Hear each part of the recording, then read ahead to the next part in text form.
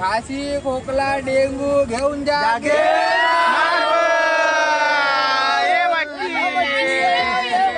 आमचा आजचा प्रोग्राम होता बिना जायचा. बिना म्हणजे नाही का हे कामठीच्या बाजूला एक नदी आहे बिना संगम म्हणून आम्ही तिथे जात होतो.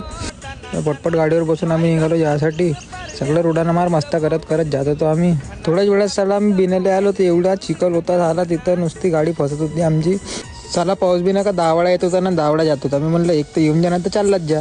तो बी नाही ऐकत होता आणि आम्ही बी नाही ऐकत होतो. आणि साला हा पुट्ट बी नाही ऐकून राहिला पा रैमानी पा याच्या ह्याच्यात रैमानी पा झाला का कुदून राहिला पा. त्याला पडला गिडला काय याला आता कोण समजवत बसून आणले बी. साला मी म्हणलं याला समजवत बसून तर अजून वेळ येऊन पहिले आम्हाला बहुत वेळ झाला होता. पुसता बरोबरच आम्ही ना पहिले नाही का बुट्टा निपटवला भाजलेला बुट्टा. ते आजीबाई नाही का भाकर वाकर बनवत होती अंड्यावानी तर बाजूलाच बसून मी 4 खाऊन घेईन म्हणजे असं बुट्टा झाला आमच्याकडले. मग आम्हाला काकाजी घेऊन भेटले इथं. काकाजीची पार्टी वाटी चालू होती फुल बंदोबस्त आले होते हे लोक.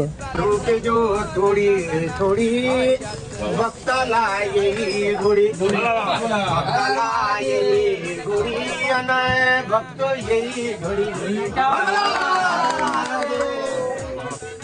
त्याच्या बाद काय झालं मग मी तुम्हाला उद्या सांगेन.